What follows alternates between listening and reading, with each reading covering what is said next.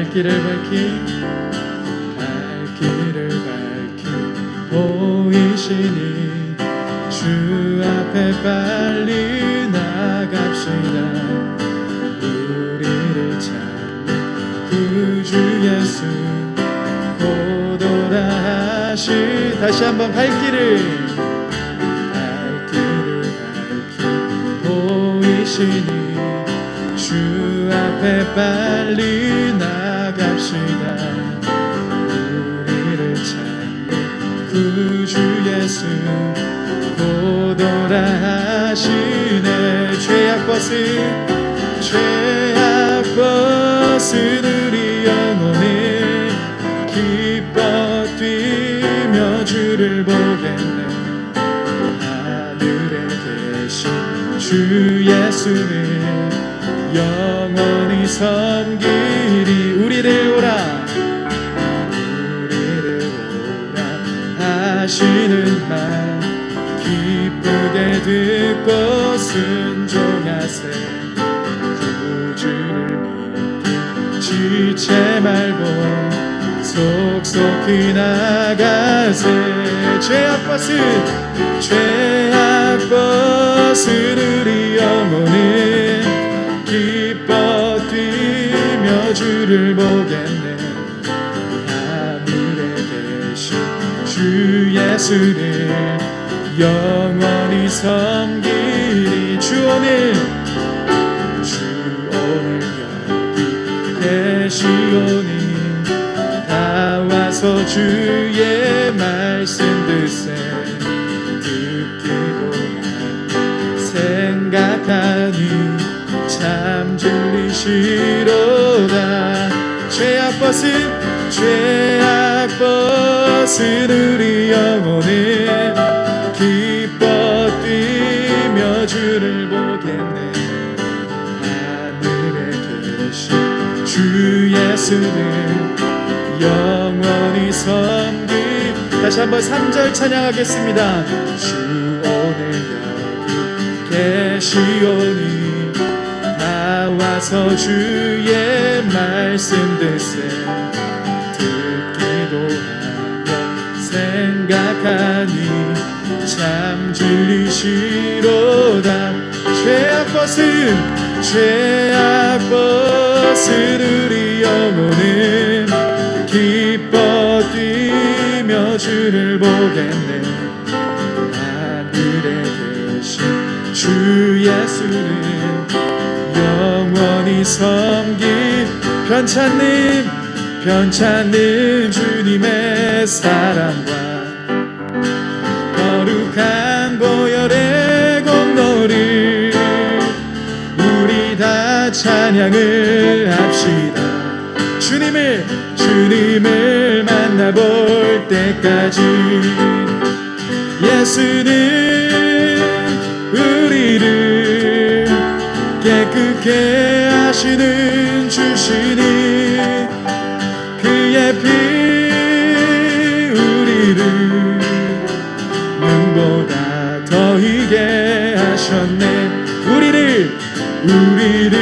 깨끗게 한 피를 무궁한 생명의 물이세. 생명의 구원을 받은 자 하나님 찬양을 합시다. 예수는 우리를 깨끗게 하시는 주시니 그의 피 우리를 눈보다 더 희게 하셨네. 주님의 거룩한 보혈을 날마다 입으로 간증해 담대히 싸우며 나가세. 천국에 들어갈 때까지 예수는 우리를 깨끗게 하시는 주시니 그의 피 우리를 눈보다 더 희게 하셨네. 십자가 단단히 붙잡고 날마다 이기며 나가세. 머리에 면류관 쓰고서 주 앞에 찬양할 때까지 예수는 우리를 깨끗게 하시는 주시는 그의 피 우리를 눈보다 더 희게. 다시 한번 4절 찬양하겠습니다. 십자가 단단히 붙잡고 날마다 이기며 나가세. 머리에 면류관 쓰고서 주 앞에 찬양할 때까지 예수는 우리를 깨끗게 하시는 주시는 그의 피 우리를 눈보다 더 희게 하셨네. 예수는 우리를 깨끗게 하시는 주시는 그의 피 우리를 눈보다 더 희게. 다시 한번 고백하겠습니다. 예수는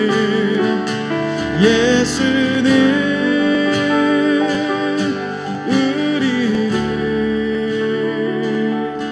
깨끗게 하시는 주시는 그의 피 우리를 눈보다 더 희게 하셨네.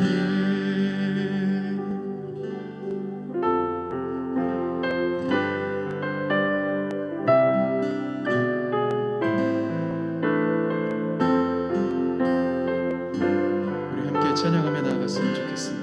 하나님의 음성을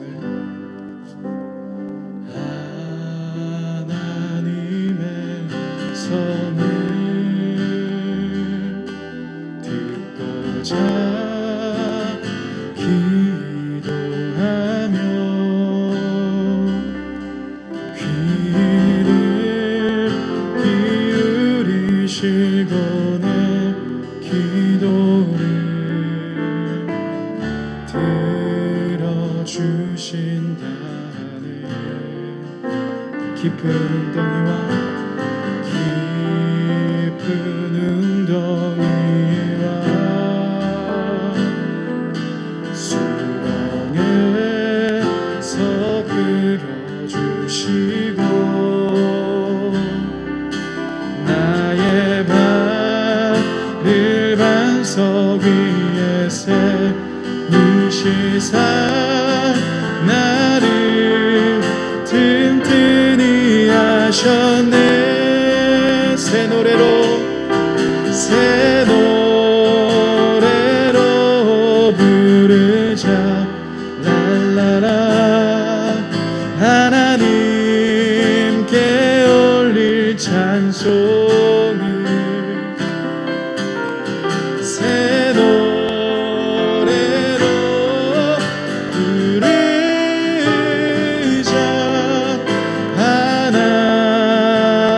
하나님 사랑을 주를 의지하고 교만하지 않으며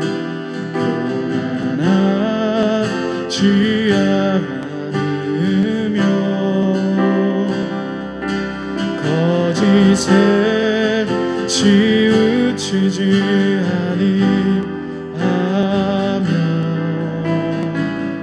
복이 있으리라. 여호와 나의 주는 여호와 나의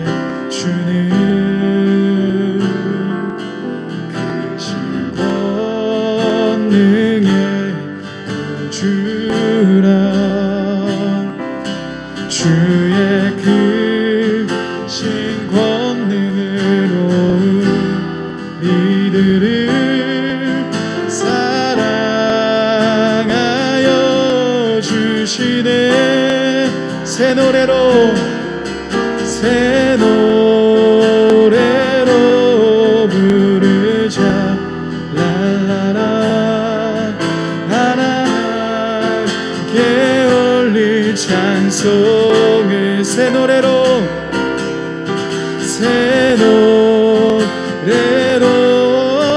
부르자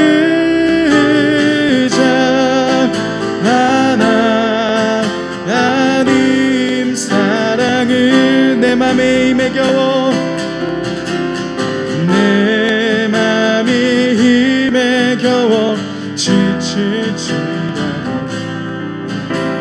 주님 나를 지켜주시네 세상의 험한 풍파 세상의 험한 풍파 몰아칠 때도 주님 나를 지켜주시네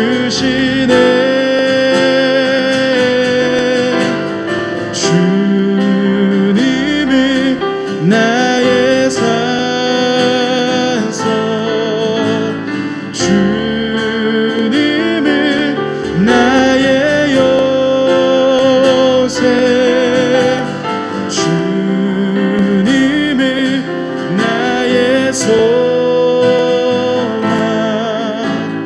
나의 힘이 되신 여호와 내 맘에 힘에 겨워 내 맘이 힘에 겨워 지칠지라도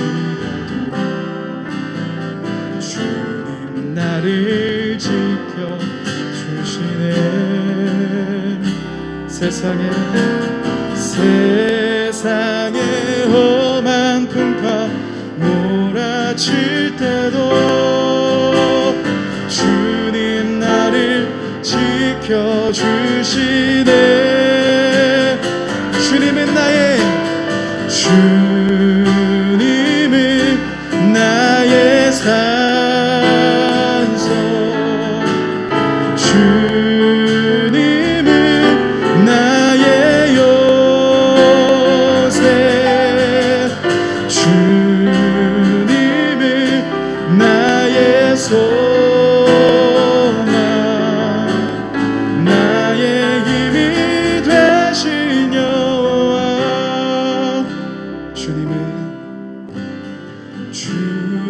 주님은 나의 산소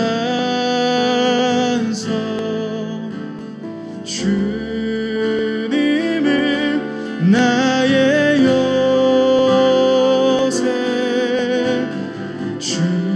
주님은 나의 소망 나의 힘이 되신 여호와 전능하신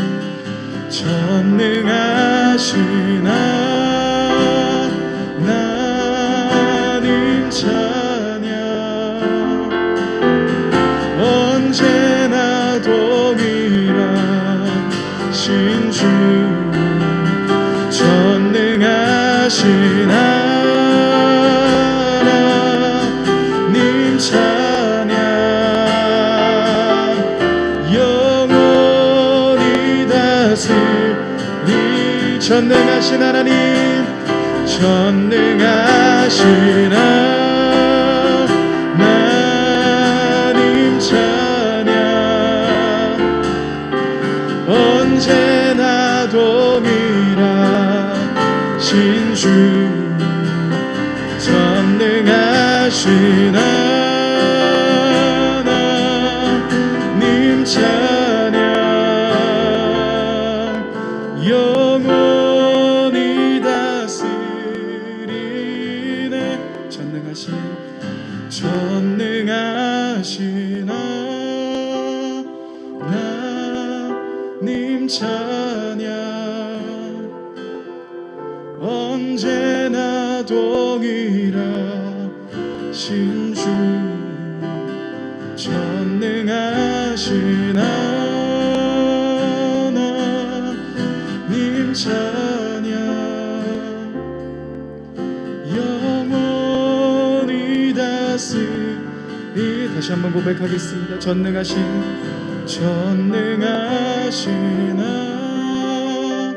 하나님 찬양, 언제나 동일하신 주, 전능하신 하나님 찬양, 영원히 다스리네. 여러분, 이 시간 같이 한번 기도하며 나아갔으면 좋겠습니다. 예수 그리스도는 어제와 오늘과 영원토록 동일하십니다. 그 동일하신 주님께서 오늘 우리가 각자 드리는 예배의 자리 속에서 우리와 함께하고 계십니다. 주님이 여러분들의 삶 가운데 함께하고 계십니다. 이 시간 그 주님을 바라보며 나아가십시다. 혹시나 내 마음 가운데 두려움과 모든 염려로 인해서 좌절하고 있고 넘어져 있다면 다시금 그 주님을 바라보며 나아가십시다. 주님만이 나의 산성 되십니다. 내가 주님 한 분만을 예배하며 나아갑니다. 하나님, 비록 온라인이지만 또한 오프라인이지만 이 모든 자리 속에서 주님을 기대하며 주님 한 분만을 소망하며 나아가겠습니다.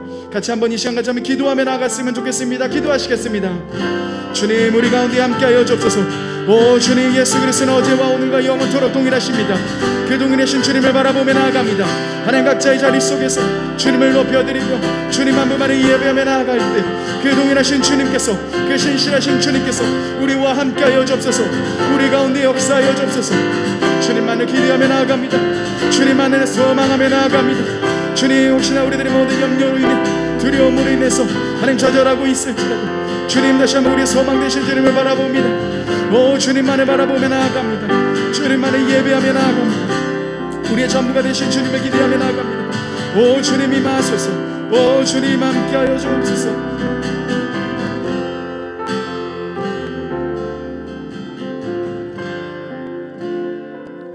우리 한 가지만 더 기도하며 나아가면 좋겠습니다. 우리의 마음을 위해서 기도하기 원합니다. 우리는 지금 어떤 마음으로 이 예배 가운데 나와 있습니까? 우리의 마음에 하나님을 향한 고정이 있습니까? 우리의 마음에 하나님을 향한 목마름이 있습니까? 세상의 여러 가지 생각과 세상의 여러 가지 감정들과 그것들에 둘러싸여 하나님을 바라볼 수 있는 마음으로 준비되지 않은 제 이 자리 가운데 나와 있지 않습니까? 이 시간 그렇게 기도하기 원합니다. 하나님, 내가 주님 가운데 나옵니다. 이 시간 나의 마음을 만지시며 이 시간 내가 주님 가운데 나아가기 원하오니 주님 나를 붙들어 주시옵소서. 우리의 마음들을 위해서 함께 기도하며 나아가기 원합니다. 하나님 아버지, 하나님 아버지, 주님 아버지, 주님 아버지, 이 시간 우리를 붙들어 주시며 이 시간 우리를 붙들어 주시며 하나님 아버지, 하나님 아버지, 하나님 아버지, 주님 우리를 붙들어 주시옵소서. 주님 우리를 붙들어 주시옵소서. 주님 우리를 붙들어 주시옵소서. 주님 붙들어 주시옵소서. 주님 붙들어 주시옵소서. 주님 붙들어 주시옵소서. 주님 붙들어 주시옵소서. 주님 우리를 붙드사 아버지의 자리 가운데로 나아가며 아버지의 마음 가운데로 나아가며 아버지의 은혜를 구하며 하나님 나아가기 원합니다. 이 시간 우리의 마음들을 위해 기도합니다. 우리의 마음들이 하나님 가운데 준비되었는지 우리의 마음을 주 앞에 고백하며 나아갑니다. 여호와를 향한 우리의 마음들이 아버지의 주 앞에 열리기 원합니다. 하나님을 향한 생각으로 열리기 원합니다. 주님을 향한 생각으로 열리기 원합니다. 아버지, 우리의 생각과 우리의 마음의 짜증과 우리의 마음의 두려움과 염려와 우리의 마음의 모든 지침들을 하나님 아버지 이 시간 주님 가져가 주시며 하나님을 향한 목마름으로 이 시간 우리의 마음이 채워지게 하여 주시옵소서. 여호와를 향한 갈망, 여호와를 향한 붙듦, 여호와를 향한 목마름, 여호와를 향한 하나님 우리의 간절한 마음들이 우리 아버지 앞에 상달되기 원합니다. 이 시간 주님을 향하여 나오기 원합니다. 이 시간 주님을 붙들기 원합니다. 오셔서 우리를 붙드시며 오셔서 우리를 채우시며 우리의 마음을 만지시는 아버지의 음성을 듣게 하여 주시옵소서. 이 자리를 주님 앞에 올려드립니다. 하나님 아버지, 왕으로 오셔서 다스리시며 왕으로 오시며 우리의 생각을 다스리시며 왕으로 오셔서 우리의 마음을 다스리시며 하나님 한 분만으로 충분한 우리의 마음이 되기 원합니다. 하나님 한 분만으로 되기 원한 우리의 마음이 되기 원합니다. 여호와여, 주의 인재를 허락하여 주시옵소서. 여호와여, 주의 통치를 허락하여 주십시오. 여호와여, 주의 만지심이 우리의 영혼 가운데 임하기 원합니다. 강팍해진 우리의 마음과 분주한 우리의 마음과 하나님 아버지 제 방향 없는 우리의 마음들 가운데 여호와의 마음이 임하기 원합니다. 하나님 우리를 붙들어 주시며 아버지 우리를 주의 마음의 자리 가운데로 인도하여 주십시오. 아버지의 손길로 이 시간 우리를 안아주시며 아버지의 마음으로 아버지의 심장의 소리 가운데로 아버지의 은혜의 소리 가운데로 이 시간 우리를 움직여 주시며 이 시간 우리를 함께하여 주시옵소서. 오 하나님 아버지 여호와로 말미암아 우리가 나아갑니다. 여호와로 말미암아 붙들기 원합니다. 여호와로 말미암아 우리의 입술이 열리며 여호와로 말미암아 우리의 생각이 열리기 원합니다. 이 시간 우리의 생각과 이 시간 우리의 마음을 열어 주시옵소서.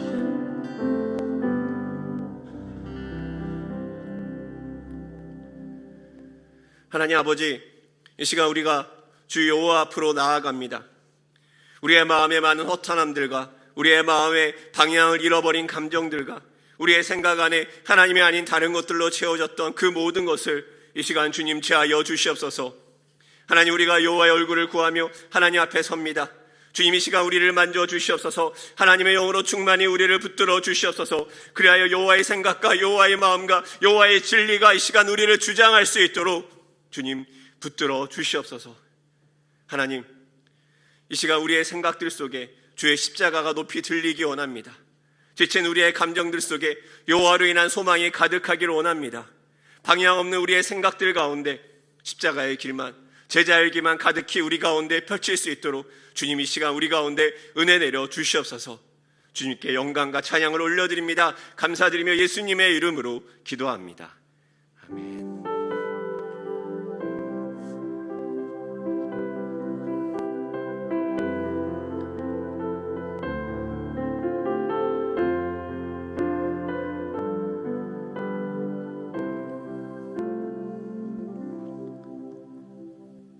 네, 한밤의 기도에 나오신 여러분들 환영하고 축복합니다. 또 이 시간 우리의 마음을 주님께 드리며 예배 가운데 임하실 하나님을 기대하면 좋겠습니다.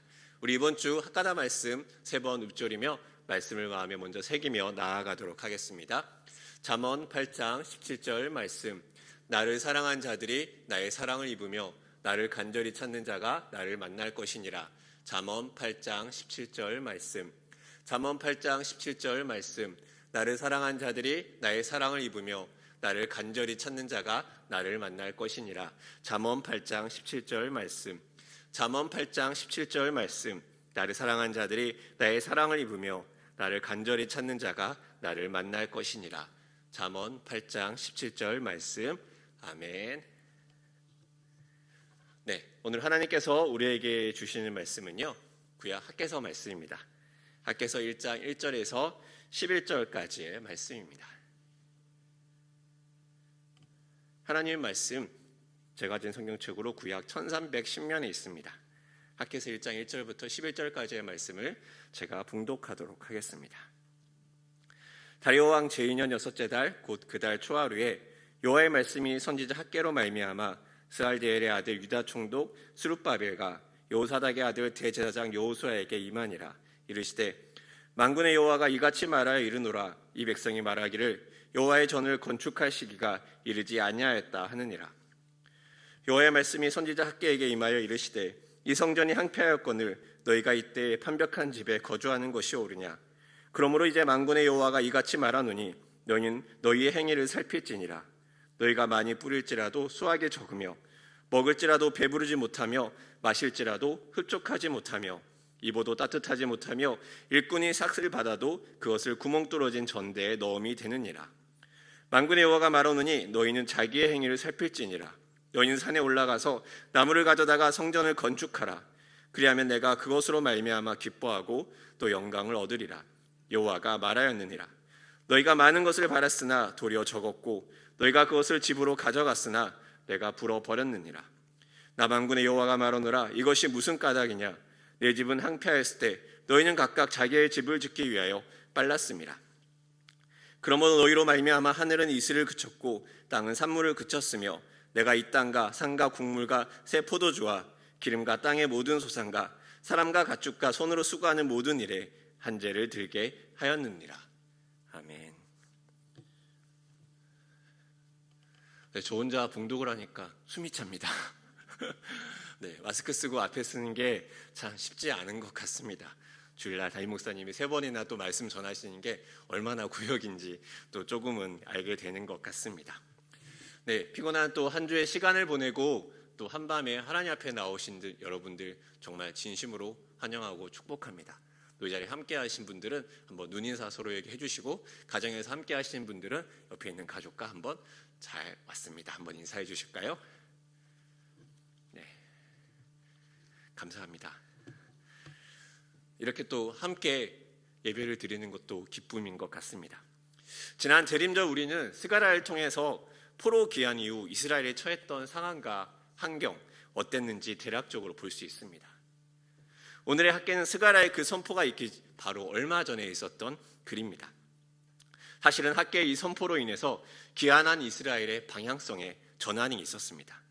왜냐하면 성전을 짓기 위해 귀환했던 그들에게 그 당시의 상황은 존재의 이유가 사라져버린 상황과 다름이 없었습니다.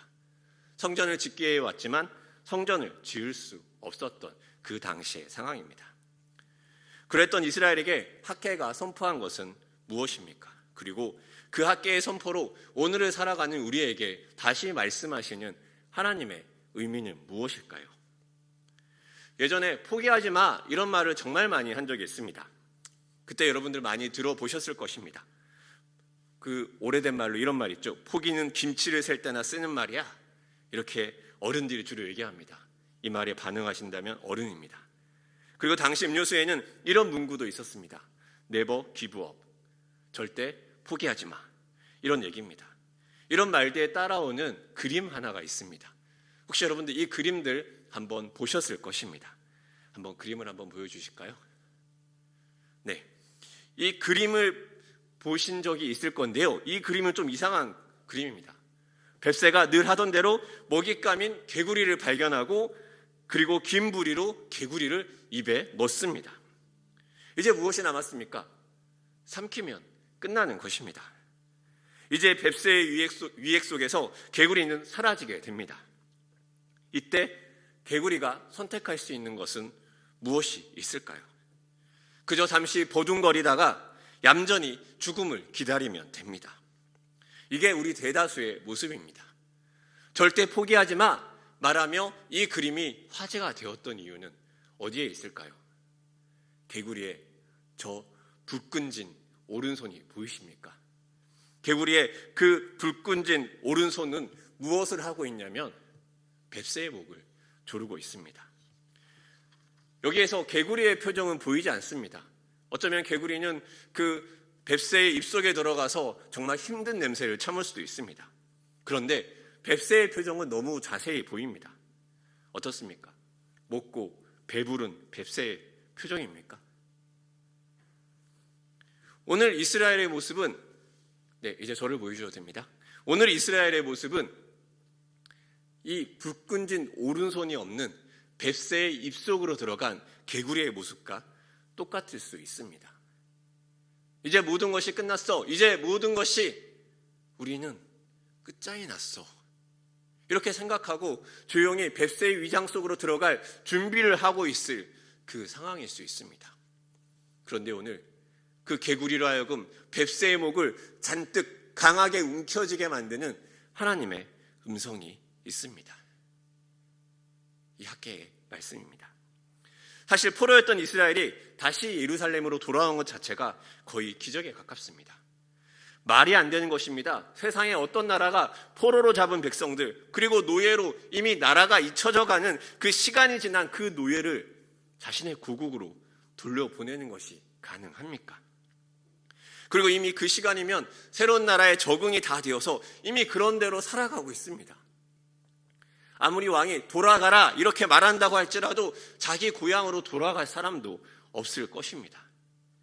그런데 모두가 당연하다는 것을 당연히 받아들이고 그렇게 살아갈 때 그것을 거부하며 따라간 사람들, 그들이 있습니다. 그 잊혀진 노예들을 기억하며 하나님은 고레스 칙령이 선포되게 하십니다. 그 에스라 1장 2절과 3절에 기록된 내용입니다.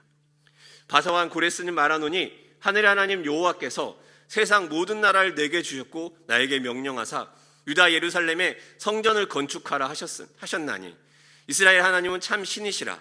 너희 중에 그의 백성된 자는 다 유다 예루살렘으로 올라가서 이스라엘 하나님 여호와의 성전을 건축하라. 그는 예루살렘에 계신 하나님이시라. 이것을 경험하고 이것을 듣는 것은 기적입니다. 그리고 이 기적의 말씀을 따라서 자신이 살던 그 땅을 떠나서 그 망가진 옛 예루살렘으로 돌아오는 것, 그것을 선택하는 것, 그건 역시 기적의 사람입니다. 은혜입니다. 그것으로 끝나는 것이 아닙니다. 그 은혜를 따라서 예루살렘으로 돌아오는 그 길도 쉬운 길이 아닙니다. 요즘같이 기차를 타고 차를 운전하고 쉽게 올 수 있는 길이 아닙니다.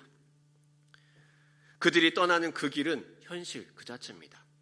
오는 길에 강도를 만날 수도 있고 또 오는 길에 짐승의 공격을 받을 수도 있습니다. 그들이 포로로 울면서 끌려갔던 그 거리를 이제 그들은 그 많은 위험에도 불구하고 웃으며 돌아왔던 것입니다. 도적도 짐승의 위협도 그들에겐 굴할 수 없는 이유입니다. 그리고 돌아왔습니다. 황폐한 땅에서 망을 보며 성전을 재검하며 위험 속에서 그렇게 건축을 해나갔습니다. 은혜를 경험하였고 은혜를 결단하였고 그 은혜를 결단한 그 은혜의 시간들 속에 하나님께서 무사히 돌아오게 하시며 무사히 시작하게 한 그 은혜를 경험한 사람들, 그들이 바로 오늘 이 말씀을 들었던 사람들이 속한 공동체입니다. 그러다가 사마리아와 이스라엘의 대적들의 방해로 성전 재건이 중단됩니다. 이 중단된 기간이 얼마인지 아십니까? 성경학자는 그 기간이 무려 16년이라고 합니다. 성전을 건축하다가 성전의 건축이 멈추어진 시간이 16년. 여러분 지금 이 시기에서 16년 전에 어떤 일이 일어났는지 혹시 기억하고 있습니까? 2021년은 아직 우리에게 마주한 지 얼마 안 되니 낯설 수 있습니다. 2020년을 기점으로 해서 16년이면 2004년입니다. 2004년 무슨 일이 있었는지 아십니까? 무려 KTX가 처음 개통하였습니다. 너무 당연하게 여기던 그 KTX가 우리나라에도 초고속 열차가 온다라고 시작했던 게 2004년입니다. 제일 빠른 새마을호가 제일 빠르지 않게 되고 통일로 타던 기억이 이제 추억 속으로 옮겨집니다. 그리고 김선일 씨가 피사된 때도 이때입니다. 무려 이때부터 지금까지 성전 재건이 멈추어졌다고 생각해 보십시오. 무려 그때부터 지금까지 그날을 위해 달려온 그 사람들이 그날을 해야 될 소명의 목적들을 잃어버리고 그저 먹고 살기 위해 발버둥 치고 먹고 살기 위해서 그저 버텨야 되는 시간입니다. 다시 그때 그 16년 전에 자신에게 주셨던 은혜와 기적과 지금 이 자리로 돌아오게 만들었던 그 은혜의 순간들을 그저 기억하며 생각하며 살아가는 것으로 충분하겠습니까? 그렇게 하나님은 오늘의 1장의 이 말씀을 백성 전체에게 들리지 않습니다. 누가 듣습니까? 유다 총독 스룹바벨과 대제사장 여호수아에게 학계를 통해 임한 하나님의 말씀입니다. 왜 그렇습니까? 그만큼 이 말씀이 쉽지는 않습니다. 예수님도 군중과 제자들을 구분하셨습니다. 군중들에게 들려줘야 될 말이 있고 또한 제자들에게 들려줘야 될 말이 있습니다. 모두가 들어야 될 말이 아닌 제자가 들어야 될 그 말을 따로 하셨던 것처럼 오늘 하나님의 그 말씀도 무리가 아닌 총독과 대제사장에게 들립니다. 그런데 그들에게 들리는 말이 무엇입니까? 오늘 본문 4절의 말씀입니다. 이 성전이 황폐하였거늘 너희가 이때 판벽한 집에 거주하는 것이 옳으니라. 이 성전이 황폐하였는데 너희가 판벽한 집에 거주하는 것이 옳으냐? 이렇게 하나님이 말씀하십니다. 명백한 대조가 보이지 않습니까? 성전과 우리 집, 황폐함과 판벽한 집. 사람들이 예루살렘에 거주한 지도 16년이 넘었습니다. 그렇다면 그들은 이제 그들의 삶을 살아야 하지 않겠습니까? 처음 그들이 한 성전을 짓는 작업에서 이제 성전이 중단되고 고단한 일상이 시작됩니다. 성전 공사 하나만 바라보고 여기까지 달려왔던 그들이 이제 짓담한 성전에서 또 황폐해진 예루살렘에서 이제 먹고 살 걱정들이 마음의 중심이 되어 갑니다. 무엇을 먹을지, 어떻게 하면 돈을 벌까 생각하며 고민하게 됩니다. 모든 인프라가 무너진 곳이 아닙니까? 돈을 벌고 일을 해서 소득이 생기면 무엇을 해야 합니까? 이전이라면 다시 성전을 짓는 것으로 그들의 생각이 향하겠지만 이제 성전을 지을 생각도 못하게 되는 환경입니다. 바로 눈앞에 있는 자신의 집을 향해 갑니다. 자신의 집을 꾸밉니다. 그리고 일상을 살아갑니다. 그렇게 시간이 흐릅니다. 판벽한 집, 현대인의 성경에는 이렇게 표현합니다. 호화주택. 호화주택. 사실 그 척박한 땅에서 돈을 벌면 얼마나 벌었으며 또 일한다고 얼마나 많은 일을 할 수 있었겠습니까? 오히려 하나님이 뒤이어서 6절에 이야기한 것처럼 열심히 일하고 수고했으나 돈은 모이지 않고 구멍 뚫어진 전대 같은 그것을 그들은 경험하지 않았겠습니까? 그렇다면 이 판벽한 집, 호화로운 집이라 말하는 이 표현은 어찌 보면 하나님의 과장일 수도 있지 않을까요? 호화주택이겠습니까? 그런데 어떻게 보면 여기에 좀 뒤틀리진 것 같은 하나님의 마음은 있는 거 아닐까 하는 생각도 듭니다. 6절의 말씀 하나님이 이야기하십니다. 우리가 알고 있는 사랑의 하나님이 자기의 백성에게 하는 말입니다. 여러분의 부모라면 여러분의 자식에게 이런 말을 할 수 있을까요? 한번 앞에 자녀의 이름을 놓고 6절 말씀을 제가 한번 읽어보겠습니다. 사랑하는 아들 시우라, 네가 많이 뿌릴지라도 수확이 적으며 먹을지라도 배부르지 못하며 마실지라도 흡족하지 못하고 입어도 따뜻하지 못하며 일꾼이 삭을 받아도 그것을 구멍 뚫어진 전대에 넣음이 되느니라. 사랑하는 자녀들에게 이 말씀 여러분은 집에 가서 해줄 수 있겠습니까? 이 정도면 재앙이 됩니다. 저주가 됩니다. 성전이 늦는다고 이렇게까지 화내고 이런 말까지 하실 지경일까요? 하나님이 너무 많은 것을 요구하는 것 아닙니까? 이스라엘도 사실 할 말이 있지 않겠습니까? 이렇게 항변할 수도 있을 것 같습니다. 하나님, 성전 건축이 무너진 게 우리 탓입니까? 우리가 안 하는 게 아니라 못하는 거 아닙니까? 사마리아와 대적들이 왕에게 일러서 성전을 못 짓게 한 거 아닙니까? 그러다가 우리가 저항하다가 왕에게 밑보여서 공격이라 당하면 어떻게 합니까? 바벨론에게서도 지켜주지 않으신 하나님이 우리를 다시 지켜주시겠습니까? 또 이렇게 항변할 수도 있지 않겠습니까?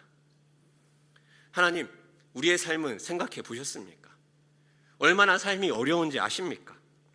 우리가 먹고 살기 위해 짐을 잔뜩 가지고 온 것도 아니지 않습니까? 우리가 재산을 많이 모아서 많은 재산을 가지고 여기 온 것도 아니지 않습니까? 아침부터 저녁까지 먹고 살기 위해 죽어라 일하는 것 아닙니까? 죽어라 일해도 쌓이지 않는 그 재산에 한탄하는 것이 우리 아닙니까? 그렇게 죽기 살기로 일했는데 우리는 뭡니까? 왜 이렇게 비참하게 살고 있는 겁니까?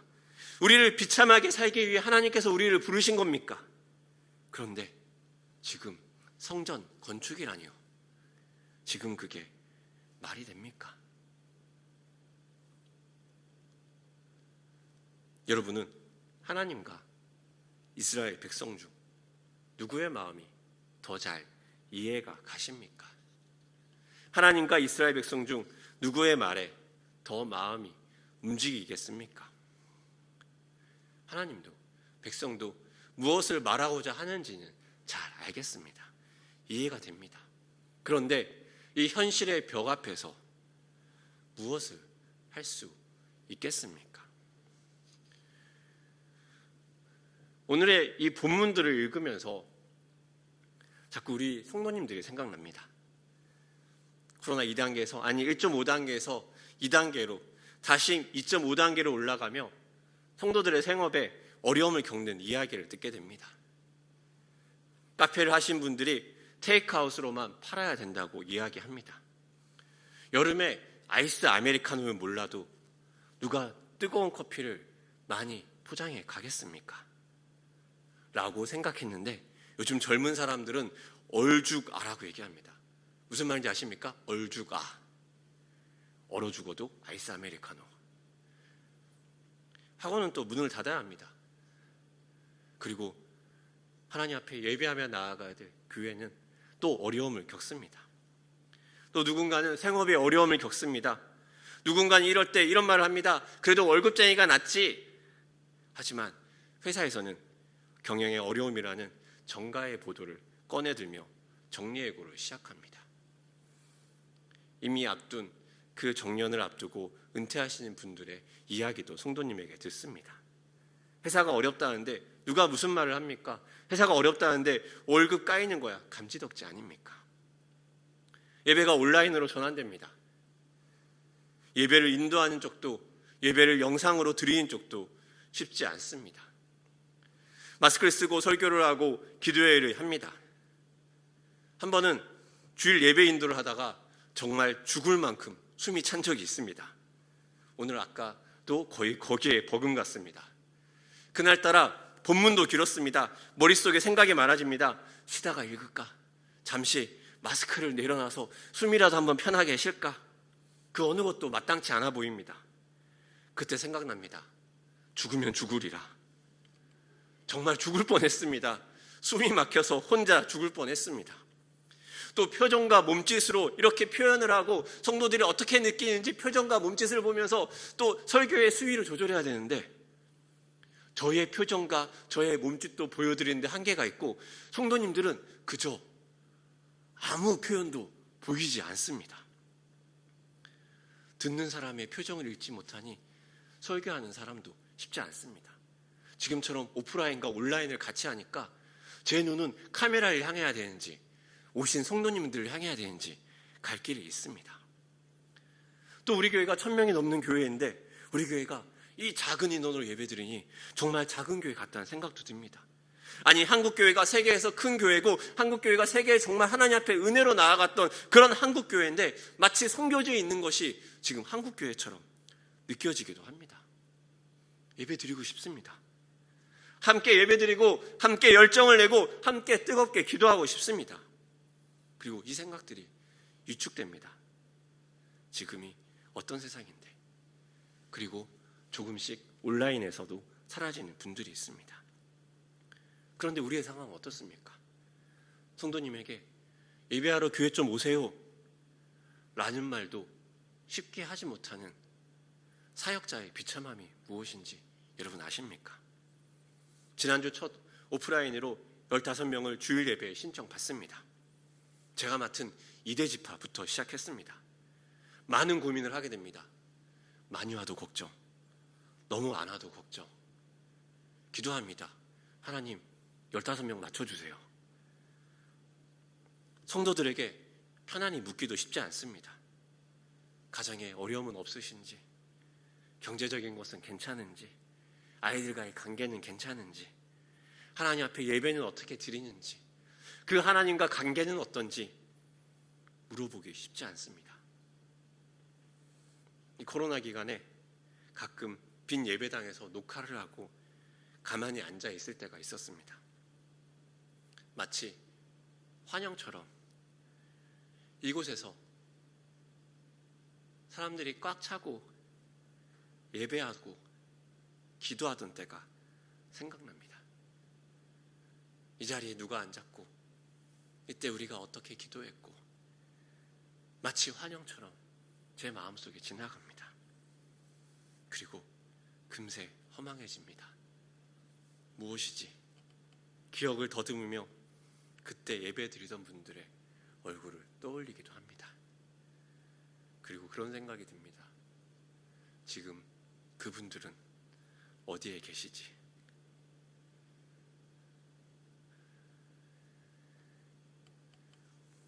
오늘 본문에서 계속 반복되는 말이 있습니다. 살필지니라 라는 말입니다. 살피다와 보다가 함께 결합된 말입니다. 여기에 살피다라는 단어는 레바브라는 언어가 사용됩니다. 속사람, 마음, 가슴, 용기 등을 사용하는 단어로 사용됩니다. 특히 마음 중에서도 상하고 낙심된 마음을 이야기합니다. 살펴보아야 되는 것 무엇입니까? 상하고 낙심된 마음, 그리고 너희의 행위, 영어로 your way라고 표현하고 있습니다. 즉 너의 길에서 상하고 낙심된 그 마음의 중심을 보라고 하나님은 계속해서 이스라엘에게 이야기하는 것입니다. 너의 삶의 길에서 상하고 낙심되고 깨지고 무너진 그 마음을 그 중심을 계속 보라고 하나님은 이야기합니다. 이스라엘 백성들의 마음에 무엇이 상하고 무엇이 낙심되었을까요? 아니, 이 말씀과 비슷한 시대를 살아가는 우리의 마음에는 무엇이 상하고 무엇이 낙심되어 있습니까? 코로나 기간에 저의 마음을 가만히 살펴본 적이 있습니다. 이 설교를 준비하며 내 마음 안에는 어떤 상하고 낙심된 마음이 있을까 살펴봅니다. 제 마음에 둥 하고 첫 번째 올라온 감정은 낙심이었습니다. 여러분도 한 번쯤 들어보셨던 말로 심리학 용어로 학습된 무기력이라는 말입니다. 이 영상을 보면 정말 잔인합니다. 학습된 무기력을 설명하며 어떤 영상이 있냐면요, 서커스에서 서커스로 부릴 어린 코끼리를 잡아옵니다. 어린 코끼리를 잡아오면요, 그 다리에 쇠사슬을 묶어서 말뚝에다가 양쪽 네 다리를 다 묶어버립니다. 꼼짝달싹 못하게 코끼리는 가만히 있습니다. 꼼짝달싹 못하는 것이 익숙치 않으니까 코끼리는 죽을 힘을 다해 발버둥치고 격렬하게 저항합니다. 코끼리의 발이 쇠사슬에 의해 긁히고 피가 흐르고 그렇게 고통에 울부짖는 코끼리의 모습이 있습니다. 그러다가 코끼리는 깨닫습니다. 아, 내가 이걸 풀 수 없구나. 그리고 코끼리는 포기합니다. 그리고 시간이 지납니다. 서커스단에 오래 있었던 코끼리는 특권을 누립니다. 어른이 되어서 코끼리를 썩은 나무에 묵눈둥, 마눈둥, 쇠사슬을 걸쳐놔도 코끼리는 달아날 생각을 하지 않습니다. 마침 셀리그만은 이렇게 얘기합니다. 어떤 일을 해도 극복할 수 없는 통제불능의 환경을 만나면 학습된 무기력을 일으킨다. 어떤 일을 해도 극복할 수 없고 통제불능의 환경을 만나면 스스로 포기하는 학습된 무기력을 가지게 되는 것입니다. 처음 코로나의 3월에도 그리고 온다방에도 계속 해보자 이렇게 성도들에게 이야기하는 마음으로 싸웠던 것 같습니다. 대림절에 이르러 그렇게 대림절을 드디어 이렇게 보내는구나 기뻐하며 있을 때 대림절도 온라인으로 바뀌며 힘이 빠집니다. 혼자 예배당을 지키고 싶어서 혼자 예배당을 지키고 기도하러 나오기도 합니다. 그러다가 교구 목사들끼리 장난스럽게 이야기하기도 합니다. 우리가 계획만 하면 다 멈춰지니 코로나 때문에 아무것도 못하는 반대의 상황을 계획해 볼까요? 그러면 오프라인이 열리지 않을까요? 2021년을 준비하며 두 번째 마음은 불안이었습니다. 이것이 가능할까? 알지 못한 감정이 올라옵니다. 뭔가 다 불안합니다. 여러분 혹시 그런 감정 아십니까? 가만히 있어도 불안합니다. 바쁘게 다녀도 불안합니다. 뭔가 마음은 바쁩니다. 내가 뭔가 준비를 더 해야 될 것 같고 뭔가 해야 될 게 많은 것 같고 뭔가 나의 사역도 실제 나의 삶도 뭔가 분주하고 뭔가 생각은 많고 해야 될 목록들도 되게 많은데 바쁘게 움직이기만 하고 깊이가 없고 돌아서면 불안함이 가슴속에 훅 올라옵니다. 좀 움직이면 이게 가벼워질까? 하지만 그러지도 않습니다. 하고 있는 사역들도 이렇게 해서 답이 있을까? 생각이 들고 어떻게 바꿔야 될까? 답은 나오지 않습니다. 아무리 다른 방향으로 전환하는 것도 생각해 보지만 과연 나는 잘하고 있을까? 그 생각이 듭니다. 주변에 여러 얘기들이 들립니다. 목회자로 살아가는 다른 분들의 이중직의 이야기도 듣게 됩니다. 목회를 포기해야 되나? 그 동료들의 얘기도 있습니다. 먹고 살 수 있는 다른 대안이 있어야 될까? 현실적인 얘기들이 오고 갑니다. 어떤 분의 말씀처럼 삼성전자 주식이라도 사야 되는 건가? 그런 이상한 생각도 올라옵니다. 압니다.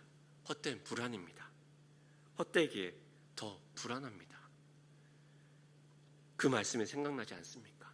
많이 뿌릴지라도 수확이 좋고 입어도 따뜻하지 않는 그 마음, 그것이 무엇인지 저는 알 것 같습니다. 허탄하고 허망하고 불안한 것들 속에 내 마음의 중심이 없기에 더욱더 그런 건 아닐까 하는 생각도 듭니다. 정체성의 혼란도 느껴집니다. 나는 누구인가? 나는 사역자, 하나님의 사람, 하나님의 종인가? 나는 무엇을 하고 있는가? 여기에 실제적인 코로나로 삶의 어려움을 겪으신 성도님의 더욱더 깊은 불안과 염려, 두려움이 있을지도 모릅니다. 어쩌면 생업이란 최전선에서 조금은 다른 결에 있는 사역자의 상황이기에 어리광이나 아픈 척처럼 느낄 수 있을까 조심스럽기도 합니다. 그렇지만 지금 여러분들의 그 마음, 여러분의 그 내면을 한번 살펴보십시오. 여러분의 그 마음 안에 무엇이 있습니까? 여러분의 길을 보십시오. 상하고 처지고 깨진 그 마음은 무엇이 있습니까? 하나님은 거기에서 무엇을 얘기합니까?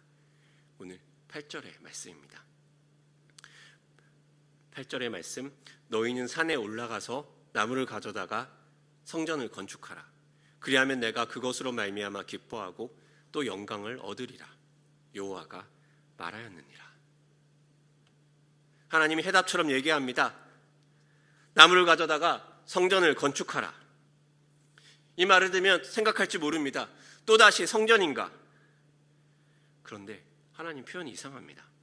산에 가서 나무를 가져다가 성전을 건축하라.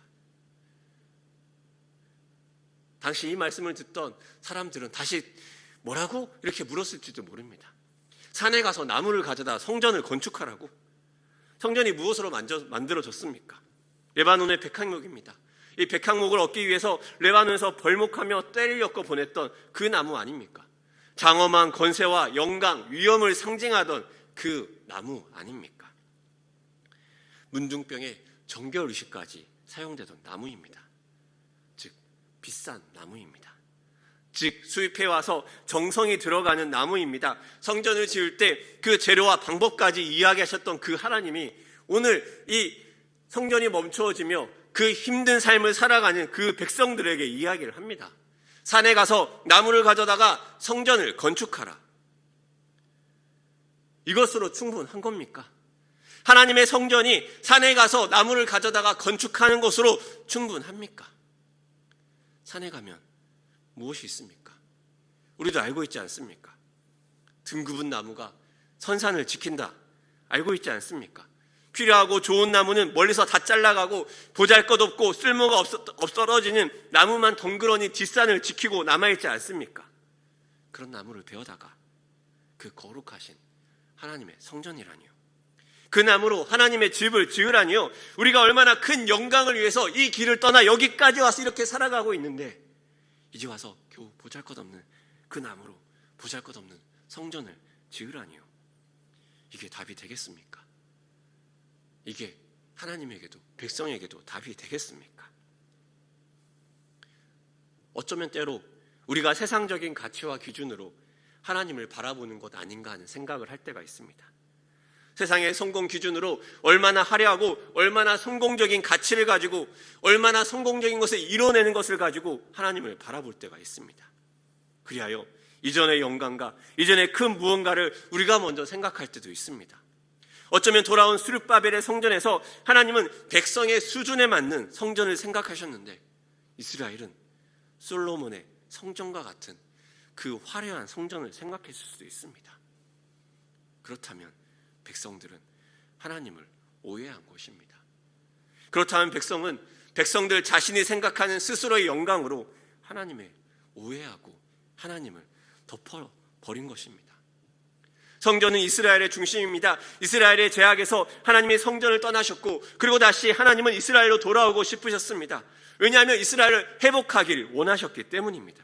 그 회복은 무엇입니까? 그 회복은 인생이 그저 아둥바둥 하루를 버티며 살아가며 하루 먹을 것을 얻기 위해 사는 그 인생의 무게, 그게 전부가 아닙니다. 그 무게도 중요합니다. 너무나 중요합니다. 하지만 돈을 버는 기계가 아니라 삶을 살아내는 하나님의 비전의 사람이 되기 위해서는 때로는 그 하루 벌어 사는 그 하루의 무게를 넘어서야 할 때가 있습니다. 무엇으로 인해 가능합니까? 하나님의 비전, 하나님의 꿈 아니겠습니까? 그 시작이 무엇이겠습니까?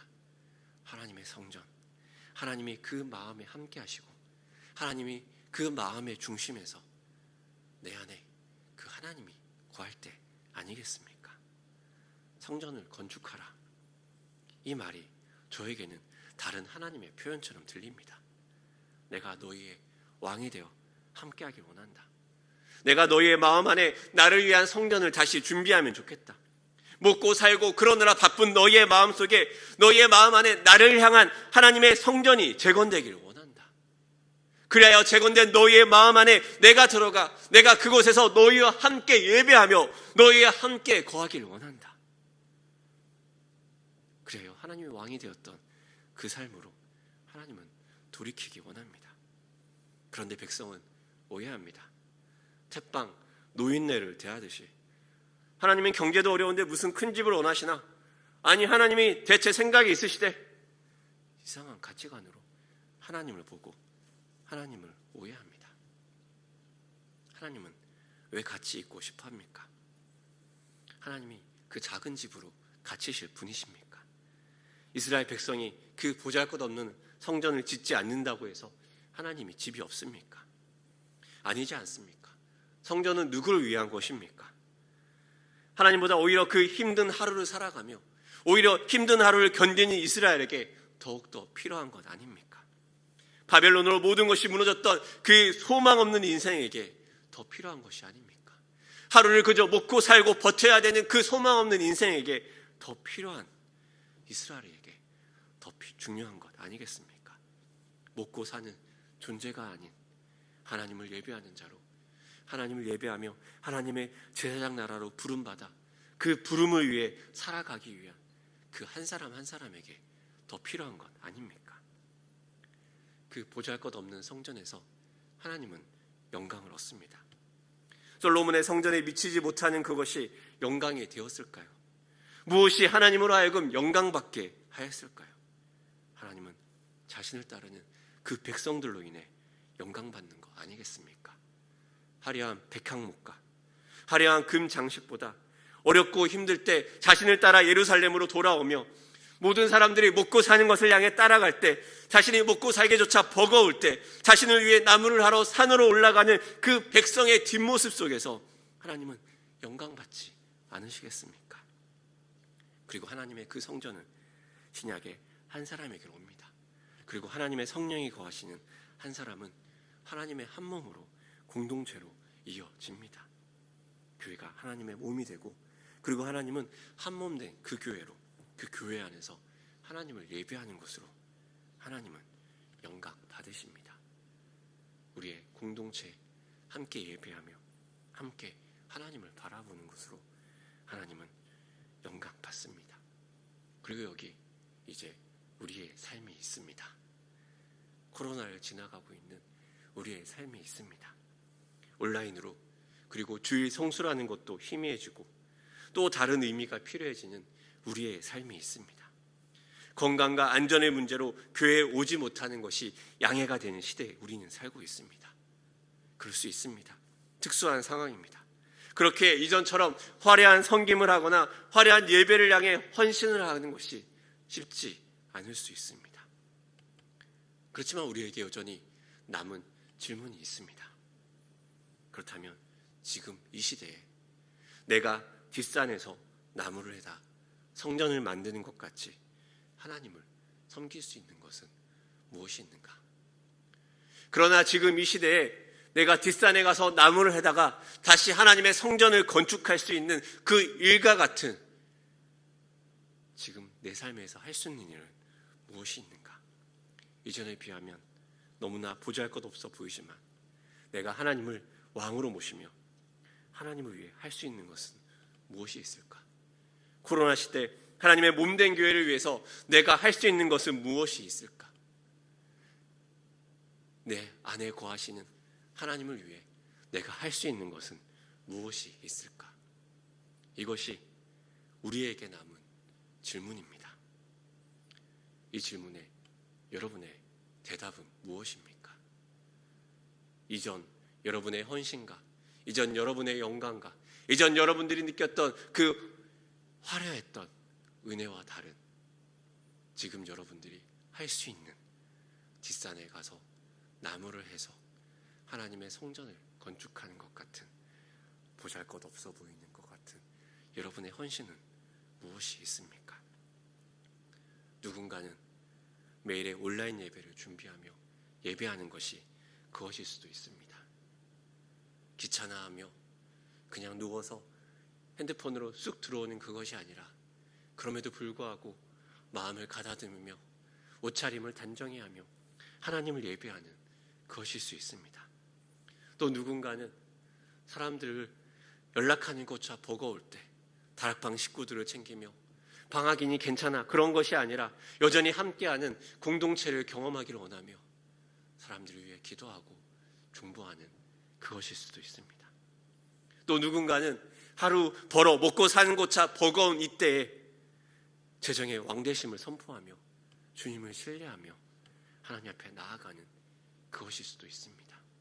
내 걱정과 내 염려보다 크신 하나님을 신뢰하며 하루를 버티며 살아가는 그것일 수 있습니다. 또 누군가는 하루에 10분씩 꾸준히 큐티하며 말씀을 묵상하고 그 말씀을 자녀와 나누며 또 자녀와 함께 작은 두 손을 모으며 집안에서 하나님과 함께 기도하는 그것일 수도 있습니다. 사람들은 어쩌면 생각할지도 모릅니다. 겨우 그런 헌신으로? 겨우 그 정도로? 스룹밥의 성전이 지어졌을 때 이전의 영광을 기억하던 자들은 슬퍼하며 울기도 했습니다. 예전 영광에 비해 이 성전이 보잘것 없어서죠. 그런데 하나님도 우셨을까요? 하나님은 그럼에도 수고하며 이렇게 완성시킨 백성들을 하나님 마음으로 울지 않았을까요? 하나님은 그럼에도 불구하고 하루의 지친 몸으로 걱정과 염려와 불안을 끌어안고 하나님을 위해 뒷산으로 나아가며 하나님을 위해 나무를 끙끙 메고 나오며 하나님을 위해 모두가 멈춰버린 그 성전을 향해 달려가는 그 사람들을 위해 안쓰러워하며 울지 않았을까요? 이제 우리의 차례가 아닐까요? 학교의 때와 같은 이 시대에 지금 우리는 어떻게 우리의 공동체를 세워가고 우리 안에 계신 하나님의 성전을 세워가고 어떻게 하나님의 왕되심을 이뤄가며 아니 어떻게 우리 안에 하나님의 성전을 다시 하나님의 영광을 위한 자리로 세워가겠습니까?